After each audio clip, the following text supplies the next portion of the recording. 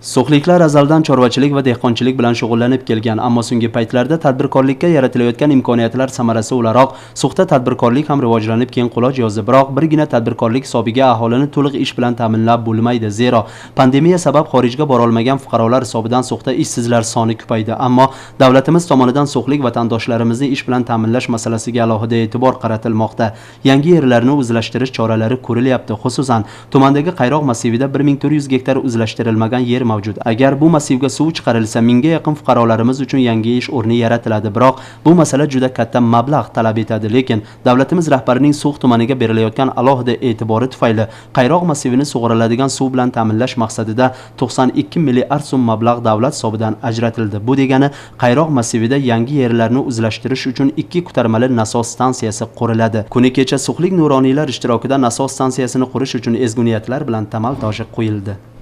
Loyiha smeta hujjatlari to'liq ishlab chiqarildi.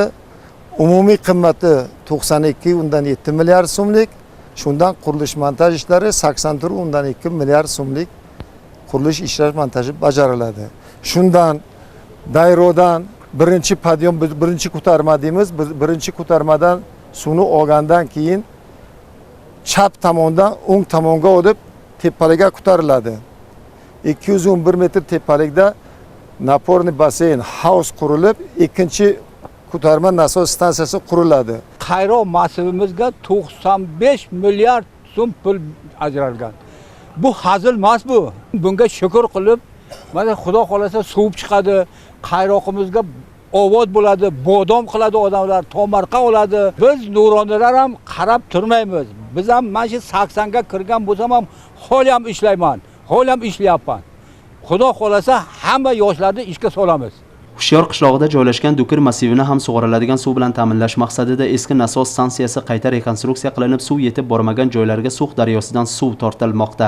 Bu hududda ham suv yetarli emasligi bois ko'p yerlar o'zlashtirilmagan. Xususan, Hushyor, Sebzor, Qaqir va Qizilqiyog mahallalarida nafaqat sug'oriladigan suv, balki ichimlik suvi masalasi ham yillar davomida o'z yechimini topmayotgan muammolardan biri hisoblanadi. Mana shu hozir turgan joyimiz shu qo'shni davlatdan shu kanal bilan kanalda suv kelib, mana shu yerda sug'orillarni ijorachilarga biz bo'lib bergan edik. Lekin oradan vaqtlar o'tib, shu suv kelmay qoldi. Boringki, shu 9 yildan beri mana shu 55-60 gektar joyda suv yo'q. Muhtaram prezidentimizning topshirig'iga binoan mana hozir mana shu yerda kooperativlar tashkil qilib, shu odamlarni birinchisi ish bilan ta'minlash, ulardan qishloq xo'jalik mahsulotini yetishtirish maqsadida mana shu kooperatsiya tashkil qilamiz. Hozir mana suvni chiqaryapmiz. Prezidentimizning rahnamonligi bilan, tashabbusi bilan mana hozir pul ajratildi. Mana shu yerda mana hovuz, mana shu yerda endi mana suvni chiqarib, mana shu joyni yana eski holatiga qaytaramiz, kooperatsiya tashkil qilamiz. Eng asosiy bu yerda bir yangilik tomchilab sug'orish. Tomchilab sug'orish bilan bu yerda endi masalan pista yetishtirish mumkin, boshqa bodom yetishtirish mumkin, yong'oq ko'chatlarni ekish mumkin.